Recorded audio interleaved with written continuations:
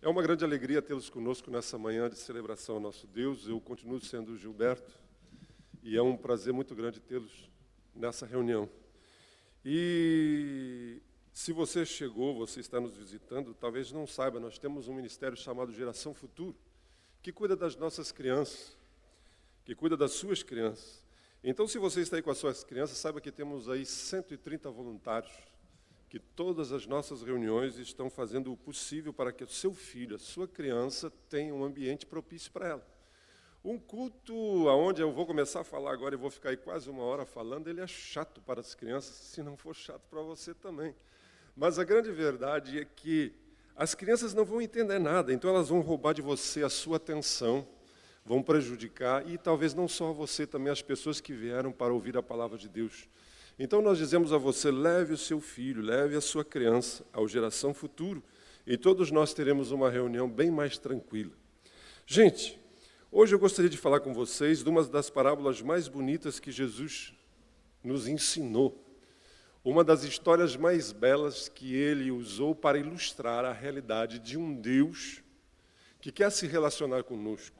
Jesus muitas vezes usou de parábolas. O que são parábolas? Parábolas são algumas histórias do dia a dia, corriqueiras, de fatos que todos conheciam, para ilustrar verdades espirituais, para ilustrar princípios de Deus, de uma forma mais lúdica, de uma forma mais criativa, para que o povo realmente compreendesse.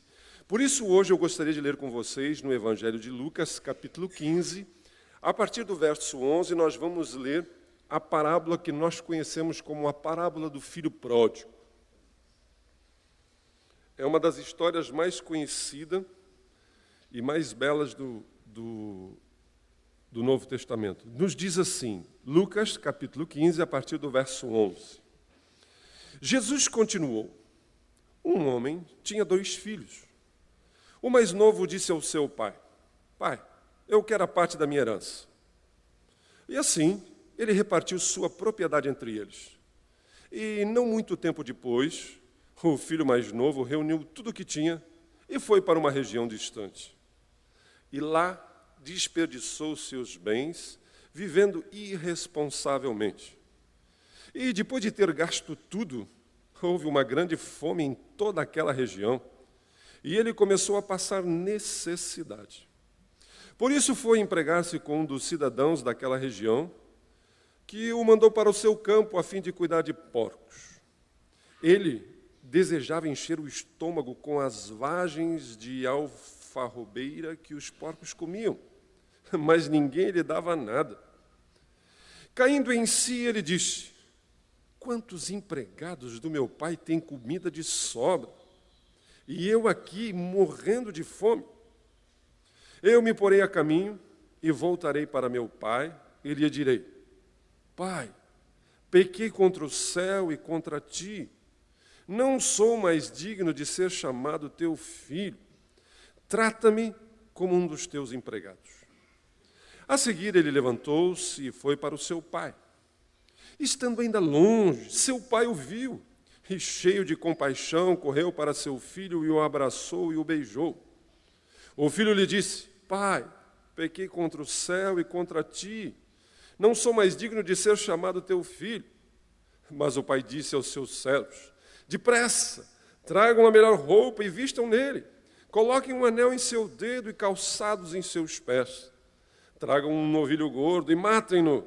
Vamos fazer uma festa e alegrar-nos. Pois esse meu filho estava morto e voltou à vida. Estava perdido e foi achado. E começaram a festejar o seu regresso. O título que foi dado a essa parábola não foi Jesus que deu. Quem deu o título a essa parábola foram as pessoas que separaram a Bíblia em versículos, em capítulos, e resolveram chamar essa parábola de a parábola do filho pródigo. Mas, na verdade, a ênfase aqui não é no filho. O personagem central dessa história não é o filho, é o pai. É do pai que Jesus está falando. É o pai que Jesus quer que a gente perceba. Ao mesmo tempo, a gente percebe que ela é uma história triste e lamentável. Por quê? É a história de alguém que sai de uma vida boa, de uma vida farta, de uma vida abundante, e vai descendo ladeira abaixo, vai indo, e acaba num chiqueiro de porcos. Hoje, talvez, muitos de vocês mais novos nem saibam o que é um chiqueiro de porcos. Mas hoje até os chiqueiros de porcos são muito limpinhos, muito bonitinhos.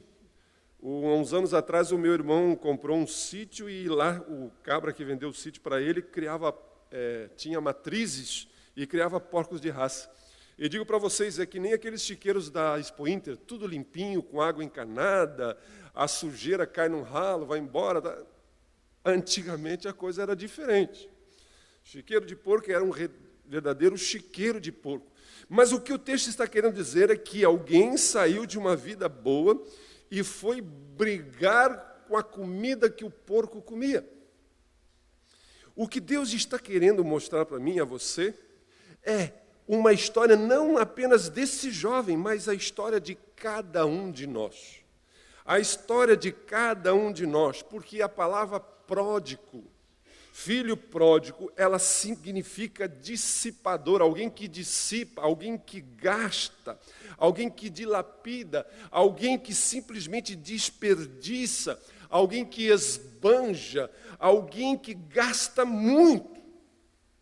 E por fazer essas coisas acaba se tornando pobre, miserável.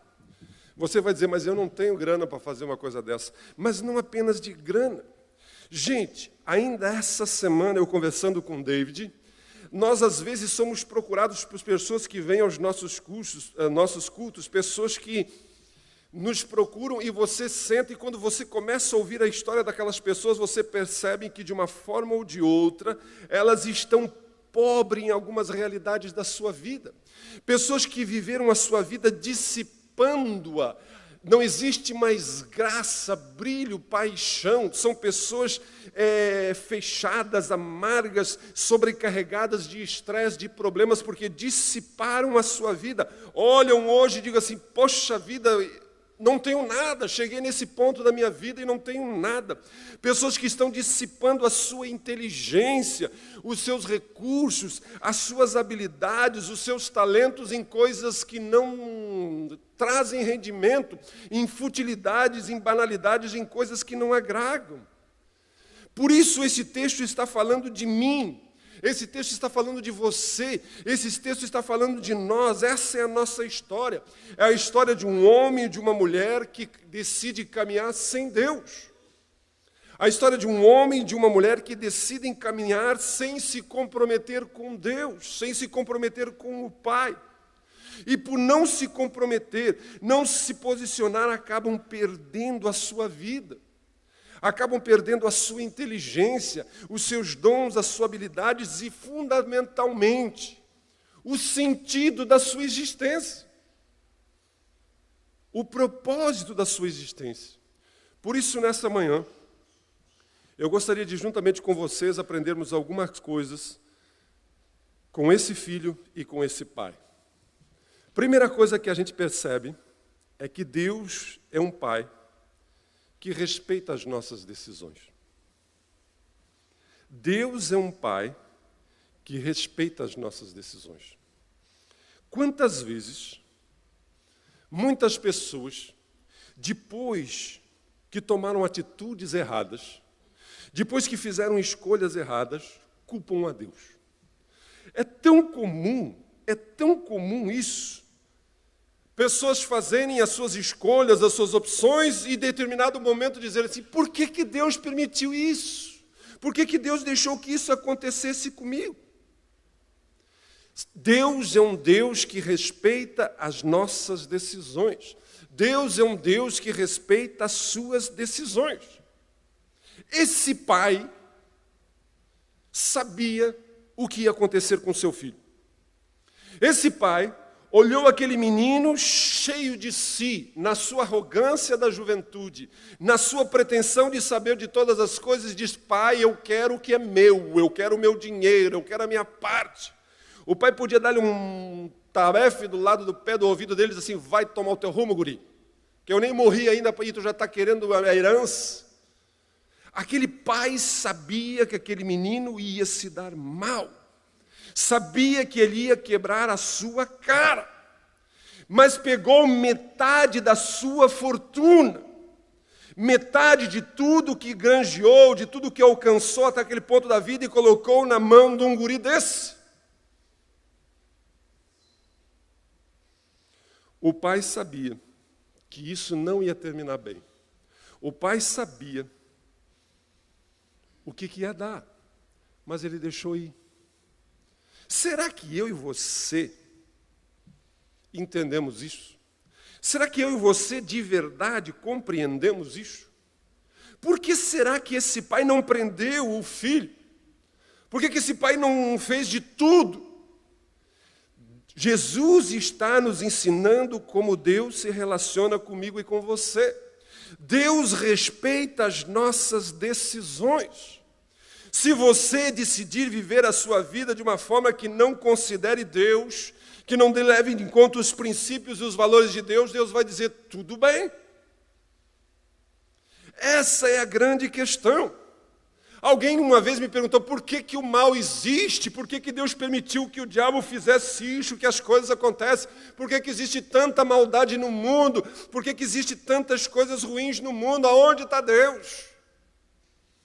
Deus, quando nos criou, Deus, quando nos fez, Ele não nos fez sem possibilidades de erro.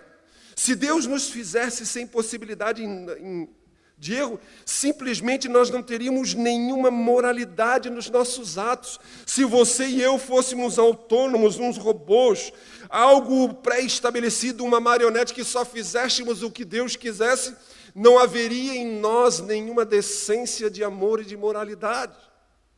Deus está querendo dizer a mim e a você que quer que nós o amemos como Ele é Pai. O Pai aqui está querendo que o seu filho o ame, não que o fique dentro de casa por obrigação, não porque não tem outra alternativa, não tem o que fazer, tem que aguentar mesmo até esse velho morrer. Não. Deus quer que eu e você nos relacionemos com Ele numa predisposição de nos entregarmos a Ele. Um grande pensador, certa feita, disse, não se ama por decreto. Emmanuel Kant. Não se ama por decreto.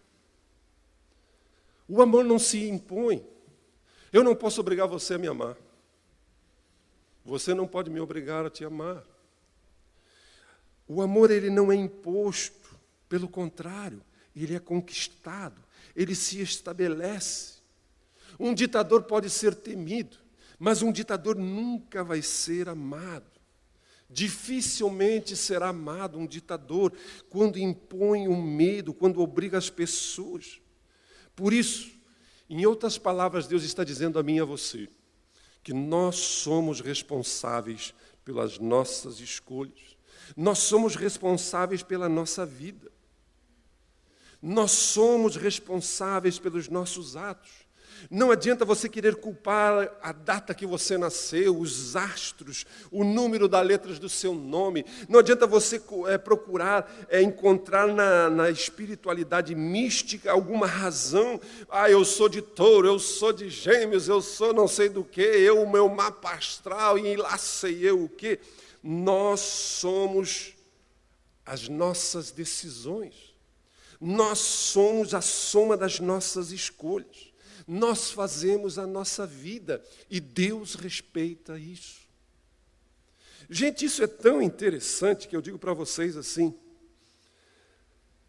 Às vezes nós decidimos conhecer a Jesus e seguimos a nossa vida com Jesus. Mas existe uma área da nossa vida, a área espiritual, a área da saúde, a área dessa área, nós entregamos a Deus, mas existe uma área que a gente faz o que a gente quer. Eu vejo pessoas muito legais que vêm aos cultos. Algumas delas querem até se tornarem membros da igreja, mas existe uma área da vida delas que elas não concordam. Existe uma área da vida delas que elas dizem, não, isso não é bem assim, não.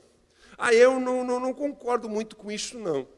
Como se nós aqui na Filadélfia estabelecemos princípios da cabeça do Gilberto, da cabeça do David. Se nós estivéssemos estabelecendo princípios a respeito do que a gente pensa, não. Nós colocamos os valores e os princípios de Deus, de Cristo. E se você diz, eu acho muito bom isso, muito bom aquilo, mas esse aqui não dá não. Você pode viver a sua vida desse jeito, só que você vai se dar mal. Essa é a verdade, porque Deus vai permitir que você viva dessa forma e você vai viver uma vida subaproveitada, subabençoada. E um dia, se pela misericórdia de Deus você chegar no céu, Deus vai dizer, viveu a vida toda apanhando que nem cachorro, viveu uma vida toda vivendo uma vida frustrada, por quê? Porque não quis submeter-se, não quis que as suas decisões fossem decisões baseadas num amor para com o Pai. Quis fazer o que lhe deu na telha, e Deus deixa. Essa é principalmente a realidade de cada um. Nós precisamos entender que Deus nos fez responsáveis. Eu e você somos responsáveis com a capacidade de escolher, de tomar decisões, de andarmos no caminho que a gente quer. Por isso que Eclesiastes capítulo 11, verso 9 diz assim: alegrem-se, jovem, na sua mocidade. Presta atenção no que diz. Alegre-se, jovem, na sua mocidade. Seja feliz o seu coração nos dias da sua juventude. Siga por onde o seu coração mandar, até onde a sua vista alcance. Mas saiba que por todas essas coisas Deus o trará a julgamento. Em outras palavras, a Bíblia está dizendo assim: faz o que te dá na telha. Faz o que você quiser fazer. Não tem problema nenhum, você é livre. Mas saiba, porém, uma coisa. Saiba que de todas essas coisas, um dia, você vai ter que lidar com as suas consequências. Um dia você vai ter que prestar contas diante de Deus. Ou seja, Deus está dizendo a mim e a você que nós somos responsáveis pelos nossos atos. Não é o papai, não é a mamãe, não é o esposo, não é a esposa, não são os filhos, não é o governo, não. Cada um de nós não somos vítimas. É óbvio. É óbvio que a gente recebe influências. É óbvio que nós temos recebido influências tanto boas quanto ruins, positivas, negativas. É óbvio que cada um de nós pode ter sofrido algum tipo de contingência, de termos sido criados em um ambiente, em uma família, em um lar. Essa é a verdade. Mas nós não podemos nos esquecer nunca de que nós não somos vítimas. Nós não somos vítimas, nós somos agentes. Deus, isso é tão verdade que a gente pode olhar até aqui entre nós. Nós temos pessoas aqui. Eu conheço pessoas que poderiam ter todas as razões do mundo para serem doentes emocionalmente, para serem da pá virada, porque tiveram todas as razões para viver uma vida errada. Mas cresceram e fizeram as suas escolhas e viviam uma vida digna. Mas eu sou obrigado a dizer para vocês que eu conheço filhos de pastores, que a misericórdia de Deus os alcance. Filhos de pastores, que não deu nada. Foram criados num ambiente extremamente bom, saudável, mas simplesmente decidiu sair da pá virada. Decidiu fazer a sua vida um caos. Por quê? Porque em cada um de nós existe um toque de grandeza ou um toque de mediocridade. Existe um toque de excelência, um toque de mediocridade. Por isso Deus está querendo dizer a mim e a você: pare de culpar a Deus. Pare de perguntar a Deus por quê. E olhe, observe a sua vida. Não existe motivos nenhum para que eu e você venhamos a nos colocarmos como vítimas. O pai respeitou a decisão daquele jovem. O pai deixou aquele jovem sair. O pai deixou aquele jovem fazer o que queria. Por quê? Porque não adianta você tolher o exterior enquanto o interior não for mudado. Enquanto o coração não desejar Deus, não adianta você criar regras, mandamentos, você cercear, porque o que não flui de dentro não tem valor nenhum. Aprendemos com esse jovem que Deus é um Deus que respeita as nossas decisões, porque muitas vezes nós somos levados a pensar que longe do Pai a gente vive melhor. Esse jovem foi criado numa fazenda, esse jovem foi criado numa propriedade que aonde existia trabalho, existia atividades, e ele cansou dessa rotina, ele cansou dessa vida, ele queria coisas mais ousadas, ele queria aventuras, ele queria adrenalina, e ali ele tinha um pai que estava sempre em cima, ele tinha um irmão mais velho, de uma forma ou de outra ele não queria viver debaixo da direção, da orientação deles, ele queria dirigir a sua vida, ele queria fazer a sua vida, e ele então pensa, ele julga que pode dispensar a ajuda do pai. Eu não preciso mais desse velho, eu não preciso mais desse cabra, eu sei o que é melhor, eu quero viver a minha vida. E essa é a realidade nossa. Essa é a realidade que está lá no fundo do homem, no coração do ser humano, a nossa natureza pecaminosa, a nossa tendência é julgarmos que podemos dispensar a ajuda de Deus. Hoje você percebe que as pessoas pensam que podem dispensar a ajuda de Deus no nível espiritual. Eu gostaria de viver longe dele. Tem muita regrinha nesse negócio. Tem muita coisinha nesse negócio de igreja, de ser crente, de Deus. Existem tantas coisas boas para fazer, e aí só diz que eu não posso fazer, não posso aproveitar. Eu queria ter o direito de aproveitar, de viver a minha própria vida sem regras, sem ninguém para me dizer o que eu posso, o que eu não posso.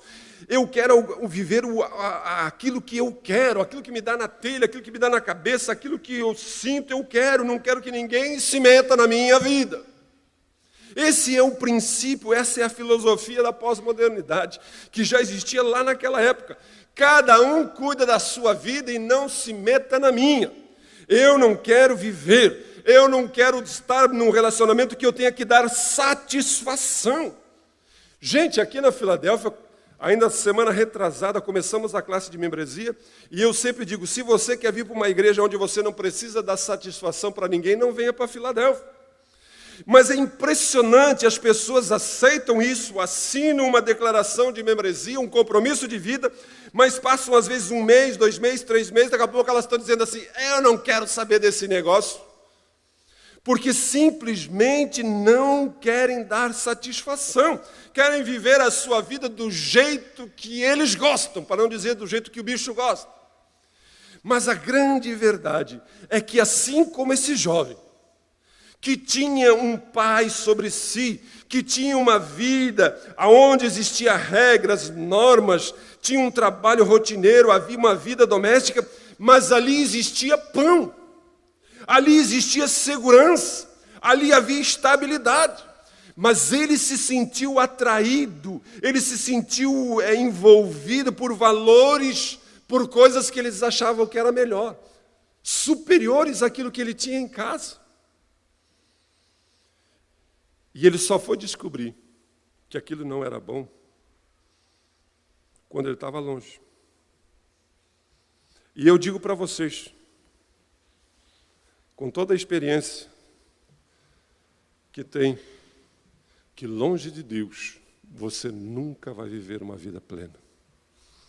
Longe de Deus não há futuro. Não há futuro sem Deus. Não há realização longe da casa de Deus. Não há realização sem esse relacionamento com o Pai espiritual.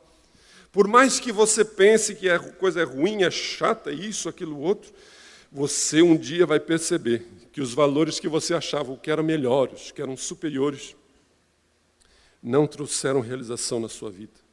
O jovem achava que longe do Pai viveria melhor. Quantos hoje acham que longe de um relacionamento onde precisam prestar contas, não percebem que se afastarem, vão destruir a sua vida? Tudo o que aquele jovem conseguiu foi uma vida dissipada, que terminou num chiqueiro. Terminou num chiqueiro. E ele achou que longe do Pai ele viveria melhor. Sabe que é tão interessante que se eu fosse dizer para vocês assim o que eu vejo, que a sociedade hoje glamorizou até o chiqueiro, sabe? O chiqueiro hoje tem luzes de neon, uma musiquinha, mas continua sendo um chiqueiro. O chiqueiro sai nas primeiras páginas. O chiqueiro está na moda. O chiqueiro é in. O chiqueiro vamos dizer assim, é glamour. Mas o chiqueiro continua sendo chiqueiro. Às vezes eu leio algumas notícias do mundo dos famosos, dos hollywoodianos, e você olha assim, você até se surpreende quando você lê assim, o fulano de tal, com todo aquele glamour, ele é um alcoólatra inveterado, ele é um drogado inveterado, ele já tentou se matar não sei quantas vezes. Você começa a dizer, meu Deus.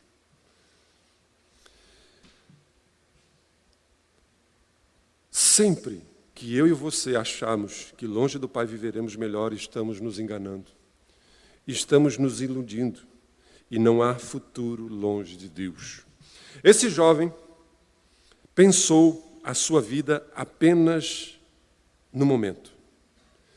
Ele chegou e disse ao seu pai, pai, eu quero o que é meu, porque eu sei viver a minha vida. Mas o que ele tinha na sua mente é viver apenas o momento de hoje, viver apenas o agora. Ele não pensou no futuro, ele não pensou no amanhã. Havia por trás dessa sua atitude apenas o curtir o dia de hoje. O amanhã não existe. E essa continua sendo a tônica das nossas vidas. Nós continuamos vivendo a nossa vida sem nos preocupar. Esse negócio de alma, esse negócio de eternidade, esse negócio de Deus, eu não estou me preocupando nada com isso. O meu negócio é o aqui e o agora. Não me interessa o que vai acontecer amanhã. Eu quero hoje viver sensações fortes. Hoje eu quero prazer, hoje eu quero uma emoção intensa, hoje eu quero curtir loucamente a vida. Essa é a realidade. O que me importa é o momento, não me preocupo com mais nada. Essa é a realidade desse menino. Ele saiu de casa, ele estava e disse, eu não imaginei nunca que o velho ia me botar esse monte de dinheiro na minha mão. E ele saiu dali sem pensar que o dinheiro um dia acabaria, sem pensar que um dia tudo o que ele tinha nas suas mãos se esvairia, porque ele não pensou no dia de amanhã.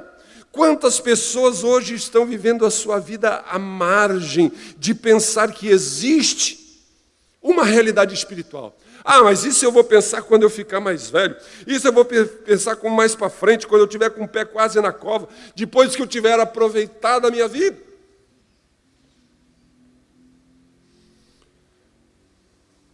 Mas sabe qual é o problema? São os imprevistos. Se tudo fosse certo, vamos ser bem honestos, gente. O Deide pregou aqui na quinta-feira a respeito da obsessão pela felicidade. E o pecado é bom. A gente só peca porque o pecado é bom pecar. O pecado, de uma forma ou de outra, se você tem o seu pecado favorito, você sabe que você peca porque gosta de pecar. Nós pecamos porque o pecado é bom, ele nos traz de imediato uma sensação boa. E vamos ser bem honestos. Se todos nós pudéssemos ter certeza de que a gente, antes de morrer, um dia antes de morrer, a gente ia poder ter lucidez, ir lá no leito de enfermidade, assim, Jesus me perdoa, e até aquele dia você viveu do jeito que o bicho gosta, talvez até você diga assim, eu vou arriscar, porque lá no fim eu me arrependo, e daí eu vou para o céu, está tudo resolvido. Mas sabe qual é o problema? É que existe imprevistos na vida. Aquele jovem saiu com dinheiro na mão, com dinheiro no bolso, cheio de ideias, cheio de energia, cheio de potencial, e curtindo a vida doidado. E se você perguntasse para ele na primeira semana, o que você achou? A minha decisão foi a melhor do mundo. A minha decisão foi a melhor do mundo. Eu não preciso aturar aquele velho chato, não preciso aturar aquele meu irmão, eu não preciso nem trabalhar. Agora eu tenho meninas, garotas, jovens, festa, minha vida é festa. Eu durmo até meio-dia, 3 horas da tarde, eu levanto, tomo café e passo a noite de novo. E é festa em cima de festa. E assim ele foi vivendo a sua vida cheio de amigos, aqueles amigos de Facebook, que você tem 2.000, 3.000 amigos, já é uma doidura. Mas o texto diz que, de repente, naquela região, surgiu uma grande fome. Surgiu um imprevisto. A gente olha para as pessoas, elas estão vivendo a sua vida, casando, comendo, bebendo, trabalhando, vivendo, e como se fosse legal, de vez em quando dá uma topada aqui, mas amanhã tem uma coisa legal, uma coisa alegre, e vai passando. Mas, de repente, eles estão envolvidos numa maracutaia, estão envolvidos numa sinuca, estão num buraco, e eles dizem, como eu vim parar aqui? Foi o caso desse jovem. Ele descobriu então agora, quando surgiu os imprevistos, que os seus amigos sumiram tudo. Que ele não tinha ninguém, aqueles amigos que eram amigos da barra pesada, prontos para quebrar uma vidraça, uma vitrine, prontos para bater em alguém, prontos para fazer uma doidura, agora não tem nada. Agora ele percebe que não tem nada que a música resolva, as luzes resolvam, as gatinhas não querem mais saber dele, ele não tem mais ninguém. Porque ele percebe que o imprevisto chegou. Sempre que eu e você vivermos a nossa vida em função dos nossos instintos, das nossas paixões, das nossas emoções, das nossas volúpias, das nossas tendências, nós vamos dar com burro na água, nós vamos passar necessidade, nós vamos ter dificuldade. Dinheiro, bens, posses, saúde, vitalidade, beleza, eles não são capazes de encher, de trazer significado à nossa existência. A vida é muito mais do que roupa, muito mais do que comida, cartão de crédito, festa, prazer. A vida tem muito mais significado do que isto. Por isso, esse jovem, ele achou que longe do pai, ele não precisaria se preocupar com o amanhã. Ele ia viver o momento com intensidade.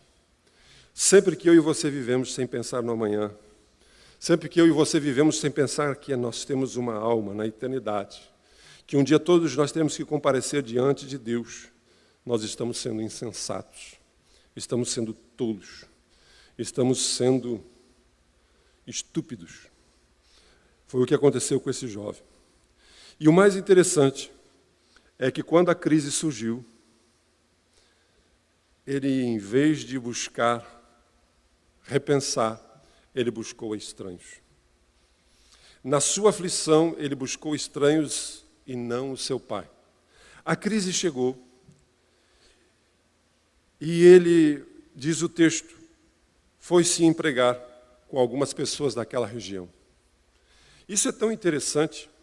Ele tinha um pai rico, ele tinha um pai amoroso, o pai que não o expulsou de casa, mas mesmo assim, ele não pensou no pai. Ele foi procurar um estranho. E sabe o que é mais sarcástico? Sabe o que esse patrão dele tinha um humor sarcástico? Porque sabia que ele era judeu e mandou ele cuidar de porcos.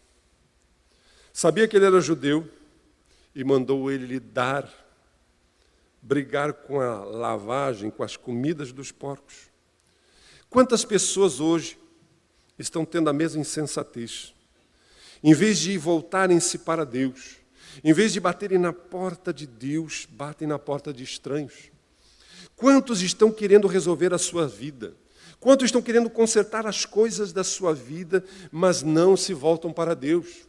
Vão a entidades espirituais, vão a tantas coisas equivocadas, a filosofias, a ideologias, vão a misticismo, vão a coisas transcendentais, pensando que lá vão encontrar direção, alívio, significado, realização. misericórdia. Mas o que encontram cada vez mais é sarcasmo. O que encontram cada vez mais é os levarem mais profundo. Quantas pessoas insistem em permanecer na terra estranha? Quantas pessoas, apesar de estarem ali, permanecem batendo em porta errada? E é tão interessante isso que eu quero dizer para você. Deus continua sendo o mesmo. Deus não tem filhos preferidos. Mas a grande realidade é que muitos filhos, muitos de nós, não queremos nos voltar para Deus mesmo quando estamos lá embaixo. É impressionante como nós preferimos muitas vezes o emprego do estranho. Queremos bater em portas equivocadas do que nos voltarmos para Deus. E isso nos leva a perder o senso da nossa dignidade pessoal. Esse menino, diz o texto, que ali, naquele chiqueiro, aonde ele foi colocado porque ele buscou ajuda de um estranho e não do pai. Aquele estranho disse, você quer ajuda? Então vai cuidar dos meus porcos. Ali, o texto diz, ele queria se afartar, se ele queria comer a comida que os porcos comiam. Gente, há pouco tempo atrás, eu não sei quanto tempo, mas aquele jovem tinha banquete em sua casa.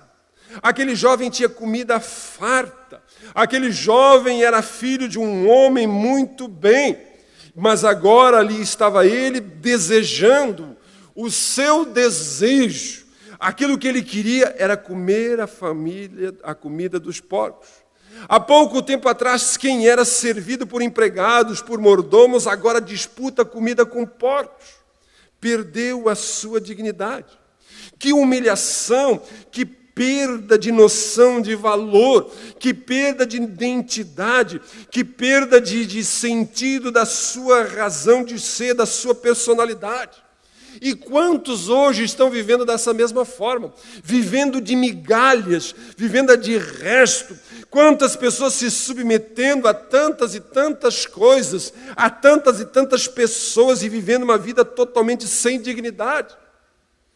Agora há pouco uma pessoa me procurou aí porque tem um familiar do seu marido que perdeu a dignidade para o álcool.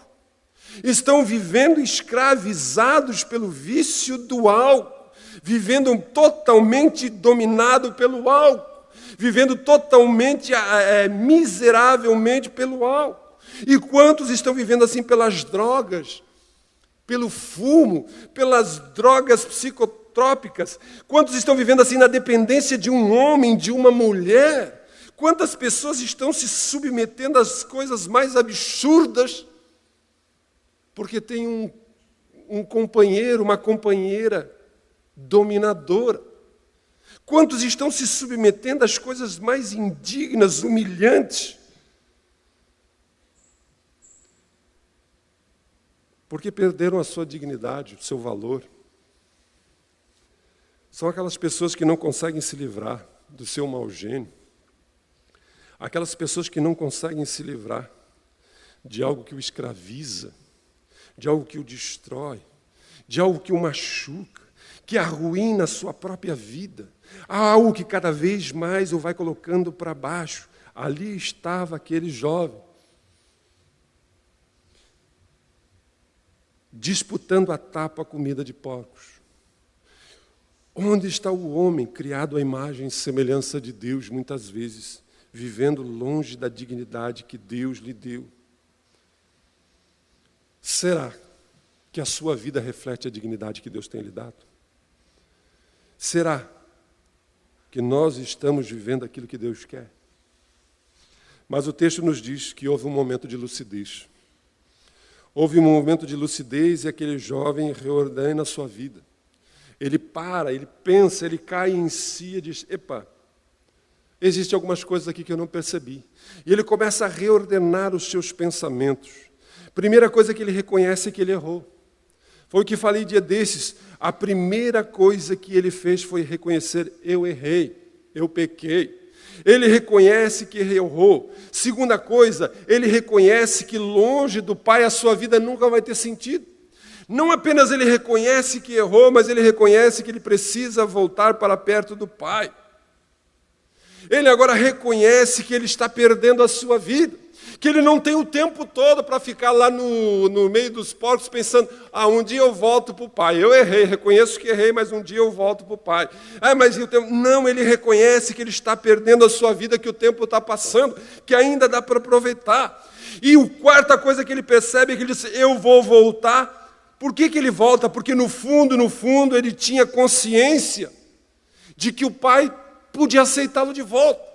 De que o pai, talvez, se ele pedisse perdão ou reconhecesse, o pai ia recebê-lo de novo.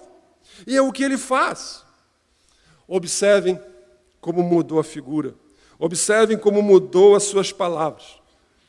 No início, ele diz, pai, eu quero o que é meu. Agora ele diz, eu vou chegar diante do meu pai e vou dizer, pai, eu pequei. Trata-me como um escravo, como um servo, porque eu não tenho direito de ser seu filho. A verdadeira mudança, o verdadeiro arrependimento passa pelo mesmo processo. E esse jovem, então, aprendeu lá onde estava. Agora, esse texto nos mostra também como o Pai nos trata. Deus é um Pai que ama. O filho foi um desastrado. O filho desceu ladeira abaixo, o filho se enterrou de cabeça. Acabou dilapidando, destruindo, gastando tudo. Acabou lá num chiqueiro, brigando com os porcos por comida. E agora ele volta. Mas quem estava voltando pela rua não era mais aquele menino metido a besta, com o nariz em pé, todo cheio de roupa da marca, cheio de amigos do momento. O que voltava agora era um mendigo. O que voltava agora era um homem coberto de trapos e de sujeira. O que voltava agora era alguém fedorento, barbudo, totalmente imundo. Alguém totalmente, vamos dizer assim, irreconhecível. Mas o texto nos diz que o pai o viu de longe. Em outras palavras, Deus está dizendo que Deus reconheceu o seu filho no meio daquela sujeira. No meio daquela imundícia, Deus reconheceu. Alguém talvez olhasse para aquele mendigo e o espantasse. Alguém talvez cuspisse nele. Alguém fechasse a porta na sua cara. Mas o pai olhou para ele e viu que ele tinha valor, porque era seu filho. O fato é que Deus está dizendo através dessa parábola, Jesus está dizendo através dessa parábola, que Deus sempre olha para aquilo que está dentro de nós. Não importa o que façamos ou deixamos de fazer, Deus nunca vai nos repulsar. Nada que venhamos a fazer vai nos afastar do amor que Deus tem para conosco. Essa é a verdade. Mas não se esqueça de uma coisa. O pai continuava no mesmo lugar. O pai não saiu atrás daquele filho. O pai não foi lá no chiqueiro. O pai não impediu que ele saísse.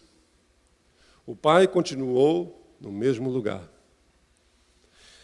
A decisão, o primeiro passo, foi do filho. O filho decidiu sair da terra estranha. O filho decidiu se arrepender. Mas o pai não estava desatento. O texto diz que o filho veio caminhando, mas o pai, quando viu, saiu correndo em sua direção. O primeiro passo sempre é nosso. Enquanto eu e você não entendermos isso, o desejo de retomar a vida, o desejo de retomar precisa ser mostrado por nós, de uma maneira sincera, de uma maneira autêntica, de uma maneira verdadeira. Existem muitas pessoas dizendo, por que Deus não me tira dessa vida? Por que Deus não resolve os meus problemas? Por que Deus não faz alguma coisa? Eu pergunto, o que você está fazendo para sair disso? O que você está fazendo para sair dessa situação? Gente, enquanto eu e você não nos arrependemos, reconhecemos e tomarmos uma atitude verdadeira, acompanhada de ação, de postura, o pai está no mesmo lugar. É preciso que nós tenhamos essa disposição. Existem pessoas querendo que Deus faça o que Ele não vai fazer. enquanto você não decidir mudar a sua vida, enquanto nessa área da sua vida você não se posicionar. Olha, são inúmeros os casos em que as pessoas nos procuram, falam e querem que Deus faça um milagre, mas elas não estão dispostas a se levantar e, passo a passo, se posicionarem diante do Pai. O texto diz que o pai o viu de longe, correu ao seu encontro, porque aquele jovem decidiu voltar ao pai. E quando o pai foi, diz o texto que o pai o beijou. O pai o beijou cheirando a porco. Imagine, um beijo gostoso naquele menino fedendo. Mas é um pai que demonstra amor e misericórdia. É um pai que está disposto a receber. E a história termina com alegria. A história termina com festa. Por quê? Porque não existe nenhuma recriminação. O pai não joga na cara. O pai não faz-se de difícil. O pai não. O que há simplesmente uma demonstração. E o texto diz que Deus é um pai que ama, mas é um pai que restaura. Aquele menino estava com os pés no chão, sujo. E a primeira coisa que aquele menino diz: pai, eu pequei contra o céu e contra ti. Já não sou digno de ser chamado teu filho. O pai percebeu na verbalização daquele menino, o pai percebeu na sua conversa e na sua atitude que ele tinha caído em si. E o pai o recebe como se nada tivesse acontecido. E manda colocar uma sandália nos seus pés. Manda colocar um anel na sua mão que ele tinha vendido, penhorado. Sei eu aonde foi parar o seu anel, que o anel significava nobreza, aristocracia, significava a sua posição, tudo. O pai coloca uma sandália, roupas novas e faz uma festa. Por quê? Porque aquele filho reconheceu que ele estava equivocado nas suas ações. Deus é um Deus que respeita as nossas decisões. Deus é um Deus que respeita as nossas escolhas. Mas quando eu e você reconhecemos que erramos e queremos sinceramente, genuinamente mudarmos, Ele está sempre pronto a dizer: venha, filho, eu quero restaurar a tua dignidade. Eu quero botar ordem na tua vida, porque você agora aprendeu que longe do Pai você nunca terá futuro. Vamos orar? Curve a sua cabeça e repense agora. Existe alguma área da sua vida que você constantemente está dizendo: Deus, por que tu não muda isso? Deus, por que sempre esse mesmo problema? Talvez seja na área financeira. Você sempre está dizendo: por que, Deus, que a minha vida nunca prospera? Talvez seja nos relacionamentos. Talvez você já esteja no segundo, no terceiro casamento. E você diga: por que eu nunca consigo achar uma pessoa que me valorize, que me ame? Talvez você conheça Deus, ame a Deus, mas exista uma área da sua vida que você diga: não, isso é bobagem. É uma regrinha. E você pensa que se você fizer da maneira que você acha certo, você vai viver melhor. Deus respeita. Mas as consequências virão. Mas Deus está disposto a ouvir o seu coração e dizer: Pai, eu preciso, eu reconheço que longe de Ti a minha vida não tem significado. Pai, eis aí diante de Ti as nossas vidas. Essa história é a história da minha vida, das nossas vidas. Porque somos metidos à besta, Pai. E fizemos as nossas escolhas, as nossas decisões. E Tu respeita. Tu não queres, Pai, uma obediência com medo do inferno. Tu não queres uma obediência baseada no medo do castigo. Tu não queres um relacionamento pautado por falta de opção. Mas Tu queres um relacionamento pautado pelo amor. pelo companheirismo. Mas muitas vezes, Pai, nós julgamos no nosso coração que sabemos o que é melhor para as nossas vidas. Nos ajuda, Pai, a pensarmos não apenas no momento, não apenas, Pai, no prazer momentâneo. Existem tantas pessoas destruindo a sua vida, a sua família, a sua saúde, a sua vida espiritual, a sua vida financeira, porque não tem pensado no futuro, não tem pensado no amanhã. Quantos, Pai, não têm se voltado para Ti, têm se considerado vítimas, estão cheios de desculpas dizendo que não, os tempos mudaram, hoje todo mundo faz assim, hoje é normal as famílias serem assim, os casamentos serem assim, as pessoas serem assim. Quantos estão sendo tiranizados, Pai, porque não querem se voltar para o Pai, e por isso muitos estão perdendo a sua dignidade. Muitos estão vivendo, Pai, vidas quebradas, feridas, infelizes. Não aquela felicidade do mundo, mas a felicidade que vem de Deus, a alegria da salvação. São salvos, mas vivem uma subvida. Não têm alegria de pertencerem ao Senhor. Estão como o filho mais velho dentro de casa, mas sem a alegria da salvação. Nos ajuda, Pai, a reconhecermos, a admitirmos e a confessarmos. Porque Tu és um Pai que ama, e não apenas que ama, mas um Pai que restaura. Um Pai que perdoa e não recrimina. Um Pai que restaura as nossas vidas e nos põe de pé em nome de Jesus. Se você nessa manhã gostaria de convidar Jesus a entrar no seu coração, a fazer parte da sua vida, você quer voltar aos braços do Pai, você quer ter a sua vida totalmente submissa, entregue na segurança, levante a sua mão, eu quero orar com você. Temos alguém? Deus abençoe. Pode baixar a sua mão. Isso. Eu convidaria a igreja toda a ficar de pé. Feche seus olhos.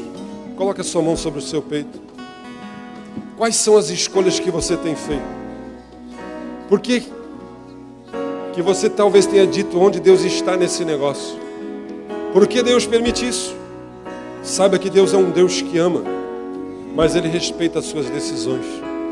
Pai, eis aqui diante de Ti as nossas vidas. Eis aqui diante de Ti a vida de cada um dos Teus filhos.